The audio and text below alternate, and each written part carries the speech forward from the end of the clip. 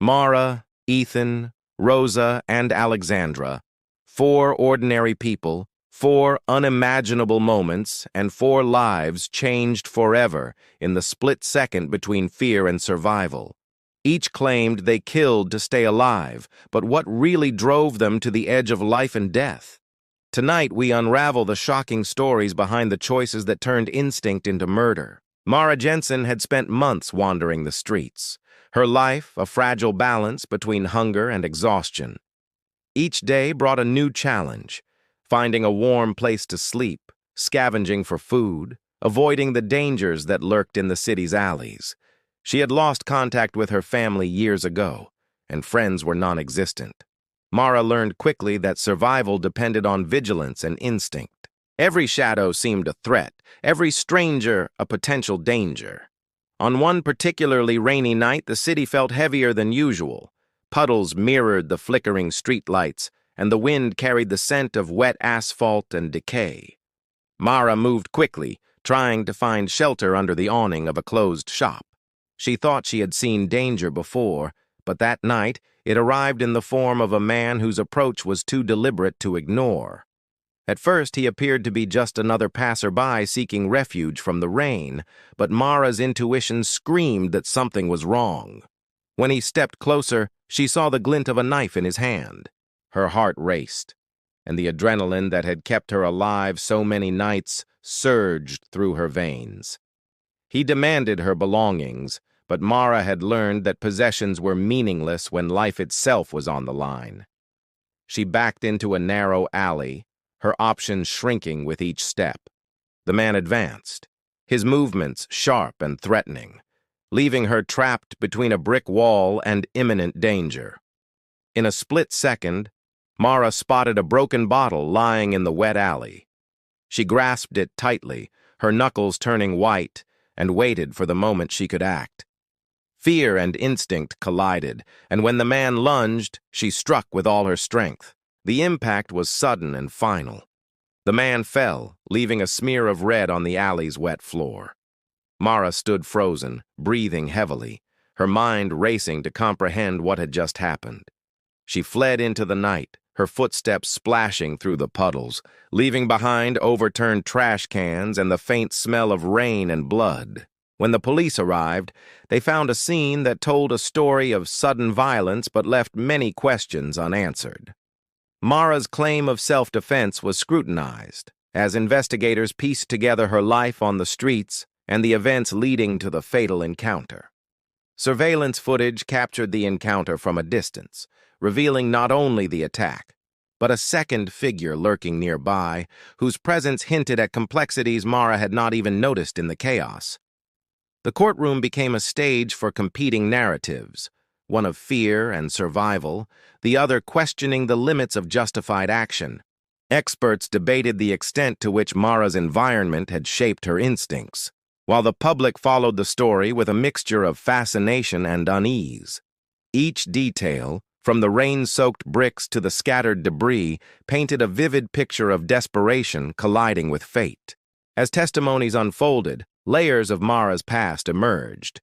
Abuse, abandonment, and the harsh reality of life on the streets, casting her actions in a light that challenged simple notions of right and wrong. The case became more than an isolated incident. It was a glimpse into the fragile thread that separates survival from tragedy, where every decision carried consequences that could not be undone. Ethan Cole had always lived on the edge of society, choosing the isolation of the northern forests over the crowded chaos of the city. His cabin stood among towering pines, a modest structure built with his own hands, insulated against the harsh winters that blanketed the land in snow for months at a time. Life in the wilderness was difficult, but predictable, ruled by routines of hunting, gathering, and maintaining shelter. He had grown accustomed to solitude, finding comfort in the silence broken only by the whisper of wind through the trees.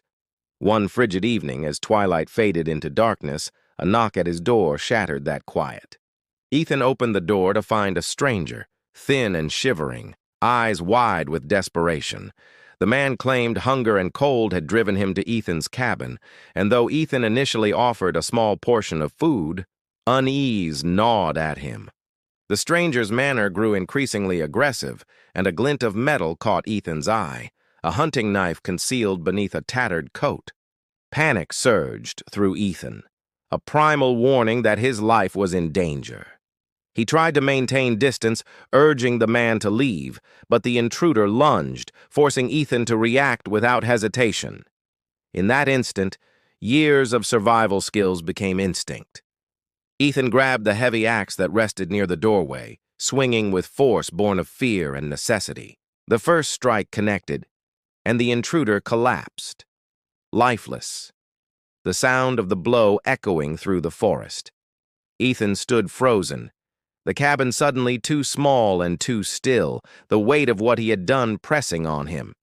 He wrapped the body in a blanket, knowing he would have to face the consequences of his actions once the authorities arrived. Days later, a hiker stumbled upon tracks near Ethan's cabin and alerted the police. When officers found Ethan, he was seated on his porch, staring at the snow-covered trees, a mixture of relief and dread on his face. The investigation unfolded slowly, revealing both the intruder's desperate past and Ethan's own history of surviving the wilderness. Forensic experts examined the scene, debating whether the act was premeditated or a reflex of self-preservation. Ethan A.'s defense argued that isolation in the harsh environment left him with no choice but to protect himself when confronted with immediate danger. As the trial progressed, witness testimonies painted contrasting images. Some described the intruder as a man driven to extreme measures by desperation, others as a calculated threat seeking to exploit Ethan's solitude. The courtroom became a theater of tension, with each detail dissected, from the precise trajectory of the axe to the spacing of footprints in the snow. The story captivated the public, forcing people to confront uncomfortable questions about morality, fear, and the lengths one might go to survive. Experts weighed in on psychological trauma, survival instincts, and the ethics of lethal self-defense, creating a complex debate that extended beyond the courtroom walls. In the end, Ethan's case highlighted the fragile line between instinctive action and legal accountability, illustrating how circumstances and environment could push a person to the edge where one split-second decision could become the defining moment of a lifetime. Rosa Vega had driven a taxi through the city streets for years, learning to navigate both the traffic and the unpredictable dangers that came with her job. Each night, she picked up strangers, some tired and polite, others impatient or aggressive, but she had always managed to maintain her composure. On a particularly late evening, the city seemed different, quieter, almost ominous, as if the darkness held its breath. Rosa picked up a passenger who gave her a strange feeling, his eyes darting and hands twitching nervously. He asked to be taken across the city, insisting on a route that avoided main streets. Rosa followed, sensing tension with every turn. Suddenly, the man pulled a gun from his coat, pressing it against her side, demanding money and threatening her life. Her heart pounded, and adrenaline surged, sharpening her senses. Rosa had faced danger before, but nothing like this. She realized that a wrong move could cost her everything. Acting instinctively, she reached for a wrench that rested on the seat beside her, a tool she had kept for minor repairs, but now became a weapon in her hands. In one fluid motion, she swung, striking the man. The gun discharged in the struggle, and the man fell, motionless. Shock and disbelief gripped Rosa as she tried to process what had happened in those few terrifying seconds. Witnesses arriving at nearby street corners described a chaotic scene. A taxi stopped in the middle of the road, water from the rain pooling around the tires, and the sudden collapse of the man who had threatened her. When the police arrived, they found Rosa shaken but unharmed, the wrench still clutched tightly in her hands. The investigation was complex, examining her actions in a split-second confrontation and the broader context of the crime.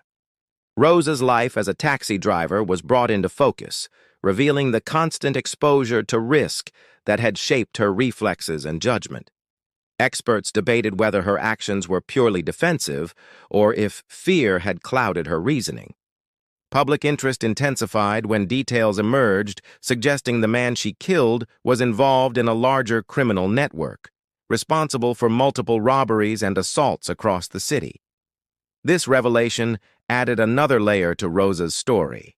By acting in self-defense, she may have inadvertently stopped a dangerous criminal from harming others. The courtroom became a place of intense scrutiny, with prosecutors questioning her motives and defense attorneys emphasizing the threat she faced and the impossibility of escaping the confined space of her cab. The debate extended beyond the legalities, exploring moral questions about survival in urban environments, where danger could appear at any moment, and ordinary citizens were forced to make life-or-death decisions. Rosa's story captured the attention of the city, highlighting the tension between fear, instinct, and the law, as witnesses recounted every detail. From the man's threatening gestures to the sudden swing of the wrench, the audience was drawn into the immediacy of the moment. Each piece of evidence illustrated the fragile boundary between self-preservation and unintended tragedy, showing how ordinary people could be thrust into extraordinary circumstances where the instinct to survive could leave a permanent mark on their lives. The trial's outcome remained uncertain, but the story itself revealed the profound challenges faced by those forced to defend themselves in moments of extreme danger. Alexandra Reid had always believed her suburban neighborhood was safe, a place where children played freely and neighbors watched out for one another. Her home was modest but comfortable, filled with memories of family dinners and quiet evenings. That sense of security shattered one night when a masked intruder broke through the front door, shattering glass and turning the familiar into a scene of terror. Alexandra's heart raced as the figure moved with precision, weapons glinting in the dim light. Her first instinct was to protect her family, to shield them from harm, and she felt the full weight of fear pressing down on her chest. Every second stretched, the intruder's movements unpredictable and threatening. She could see the danger in his eyes, the intent to control, to dominate, and possibly to kill. Alexandra's hands shook as she reached for a kitchen knife from the counter, the sharp edge cold and solid in her grip. She had never imagined she would have to use it in this way, but the situation left her no choice. When the intruder advanced, she acted with precision born of desperation, striking decisively. The intruder fell, and for a moment, time seemed suspended, the chaos of the invasion giving way to stunned silence. Alexandra called 911 immediately, her voice trembling as she recounted the events. When the police arrived, they found a scene of disarray: overturned furniture, broken glass, and a body lying still in the center of the living room. Alexandra's neighbors were drawn to the commotion, their faces etched with shock and disbelief. The investigation revealed layers of complexity in the case, including the intruder's criminal history. He had targeted homes in similar neighborhoods, preying on families late at night, and Alexandra had unknowingly disrupted a pattern of violence. The courtroom became a stage for intense scrutiny, with every detail of the night examined. Alexandra's past experiences, including previous abuse, were presented to contextualize her reaction, highlighting how fear and trauma could sharpen survival instincts. Experts analyzed her actions, debating the balance between immediate threat and the use of lethal force. Public interest surged, with news outlets portraying her as both a victim and a figure of moral controversy. The trial explored the ethical dilemmas faced by individuals forced to defend themselves in extreme circumstances, questioning how society should judge actions taken in moments of life-or-death peril. Witnesses provided vivid accounts of the scene, emphasizing Alexandra's rapid decision-making and the intruder's aggressive behavior. Each testimony reinforced the tension between instinct and legality, showing how a split-second action could carry profound consequences. As the trial progressed, the narrative expanded beyond Alexandra's personal story, reflecting broader questions about safety, morality, and the unpredictability of violence. The case highlighted how ordinary life could be disrupted in an instant, forcing individuals to confront the darkest possibilities of human behavior. Alexandra's experience became a lens through which the public examined the delicate boundary between survival and culpability, illustrating how fear and courage intertwine when lives hang in the balance. Every detail, from the shattered glass to the fallen intruder, painted a stark picture of danger, instinct, and the consequences of acting to protect oneself and loved ones. The four cases, though set in different environments and circumstances, shared a common thread: the delicate and often misunderstood line between survival and criminality.